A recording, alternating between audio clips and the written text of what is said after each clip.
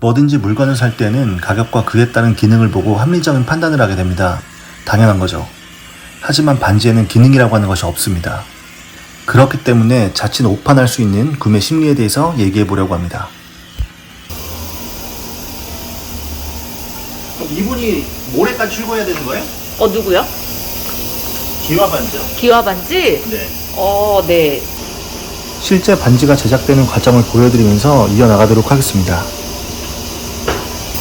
얼마 안 남았어요. 그럼 오늘 다 마무리하고 퇴근할게요. 네. 반지에는 정교한 세공, 디자인의 우수성 같은 중요한 요소가 있지만 이 또한 기능은 아닙니다.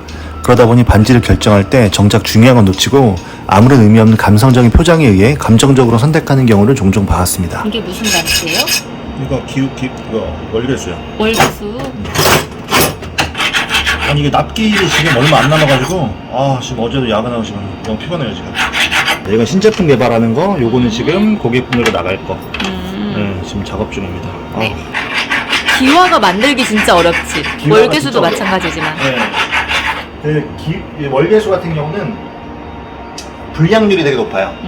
그래서 통상적으로 한 두세 개 정도 만들어야지 완성이 되고 기와 같은 경우도 마찬가지긴 한데 일단 손이 훨씬 더 많이 가면 기와 훨씬 많이 갑니다. 반지의 본질은 사치품입니다. 사치품은 가성비라는 말과는 거리가 멀죠. 하지만 예물은 필수적으로 사야만 하는 강제성이 있다 보니 가성비로 접근하는 경우가 상당히 많습니다. 세상에 싸고 좋은 사치품이라고 하는 것은 없습니다. 싸고 맛있는 식당은 있어도 싸고 좋은 보석이라는 것은 세상에 없습니다. 기존 불댐은 용도가 좀 다릅니다. 좀 달라지잖아. 네. 볼을 해야 될 때가 있고 레이저를 해야 될 때가 있습니다. 불댐은 대부분 뭐 반지 마디 연결한다거나 하는 거죠.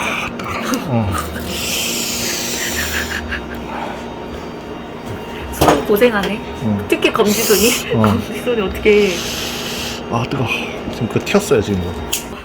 사치품인 반지를 계산하는데 가성비라는 잣대를 적용하니 정답이 나올 리 만무합니다. 결국 금중량과 공인비용 그리고 그날 금시세를 확인하며 상담을 받는데 이런 고객분들께는 당연히 도매에서 저렴하게 떼어놓은 제품을 추천드릴 수밖에 없습니다. 이런 질 낮은 제품 중에서 그나마 제일 괜찮았던 것을 최종 결정함으로써 예물 투어의 대장정이 마무리가 됩니다. 여기 커피요. 여기 커피 있습니다. 커피가 왔습니다. 시원하세요? 시원하세요? 예, 시원합니다.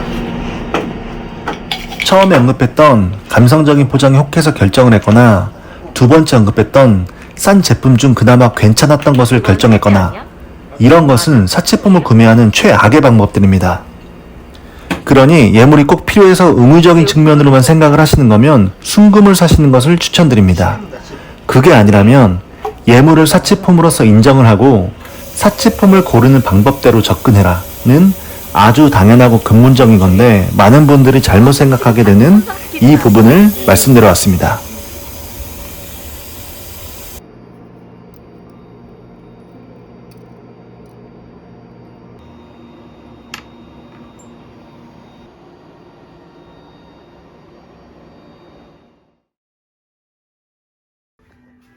새로운 하루가 시작되면 어김없이 공방은 가동됩니다. 공방의 시간은 여러분들이 결정하신 반지 제작을 위해 오롯이 사용됩니다. 이렇게 만들어진 반지는 결혼을 상징하며 두 분에게만 귀속됩니다. 그래서 결혼 반지 고르는 시간은 특별하고 행복해야 합니다. 1년이 지나도 10년이 지나도 언제까지나 같은 의미로 두 분의 손에서 반짝여야 합니다. 결혼 반지라는 것은 그런 것입니다.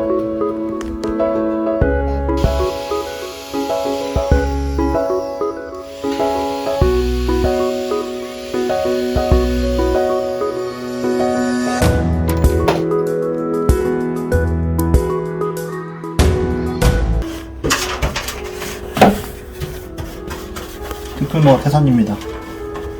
오늘 작업하고 이게 다 금가루잖아. 네. 그래서 반지 하나가 완성되는데 한 돈짜리가 만약에 완성이 된다고 치면 주물 과정에서 한 5돈 들어가고 갈아내는 것만 한 돈이 넘습니다. 현실적으로 돌아가서 이 영상을 찍고 제가 이런 이야기를 하는 데는 세 가지 이유가 있습니다. 첫 번째로는 싼 반지에서 퀄리티를 기대하기가 어렵고 보통 한 5년 정도 안에 리세팅을 고민하는 분들이 대부분 여기에 해당합니다. 반지의 경험이 없을 때는 잘 안 느껴졌던 것들이 시간이 지날수록 고급 반지와 싸구려 반지의 차이점이 분명해지기 때문인데요. 결혼 반지는 계속 차고 있다 보니 결국 그 차이를 느끼게 됩니다.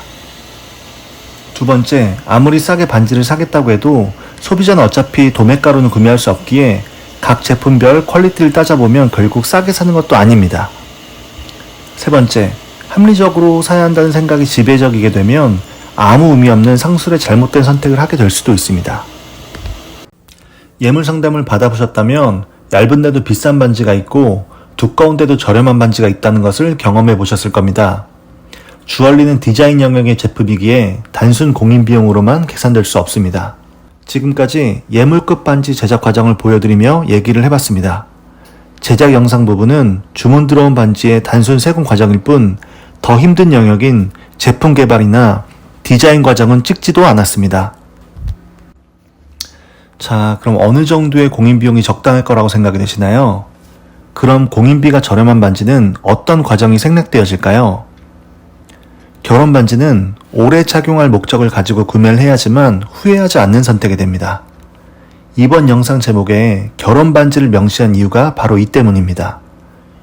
결혼 예물급이라고 하는 건 최상의 퀄리티라는 말과 동일한 의미여야 합니다.